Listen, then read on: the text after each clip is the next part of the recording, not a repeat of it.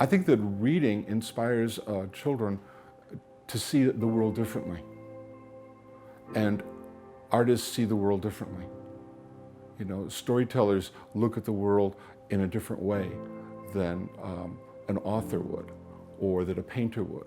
So by reading about painters, by reading about authors, by reading about storytellers, actors, actresses, the whole gamut of arts, by reading this, these kids get a glimpse into another world, and they can pick and choose and say, I kind of like this world. I kind of like what I'm seeing. During the Youth Literature Festival, we gather together these famous authors from around the country, award-winning authors, and then we give the children of our community, of our extended community, a chance to meet them and interact with them in a meaningful way and be inspired by the work they do. And our outreach covers 7 counties, 19 school districts, over 90 schools, about 20,000 kids.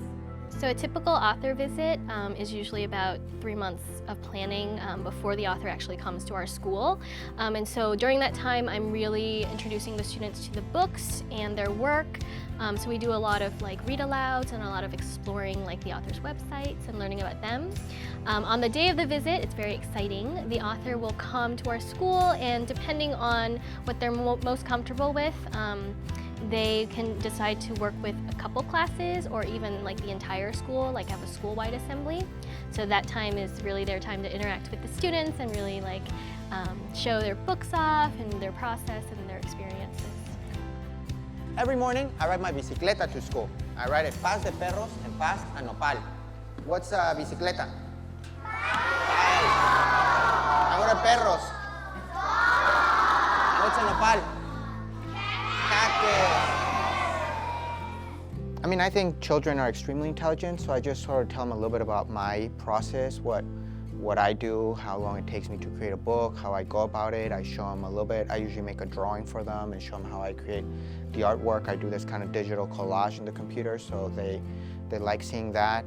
But more than anything, I just share some of the stories with them and let them ask questions and just tell them a little bit about my process. I think it's important for kids to meet the people who are creative. When we put divides between the artists and their communities, I think we're lessening the art form.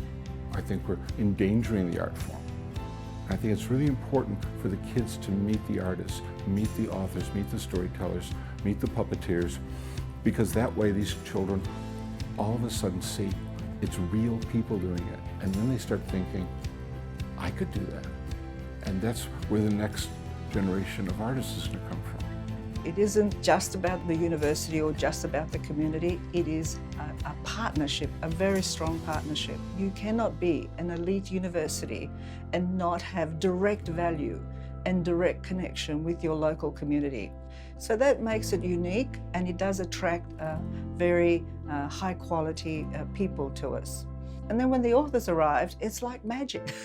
And we all know, if you're a reader, you're more likely to succeed in your aspirations.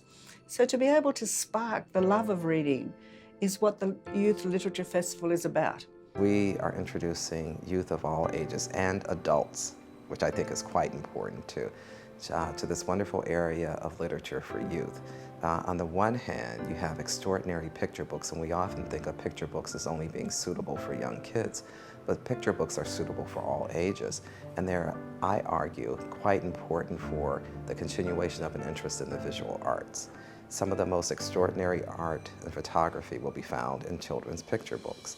But because books are expensive, we see this as a way of bridging the economic barriers that literature inadvertently may create.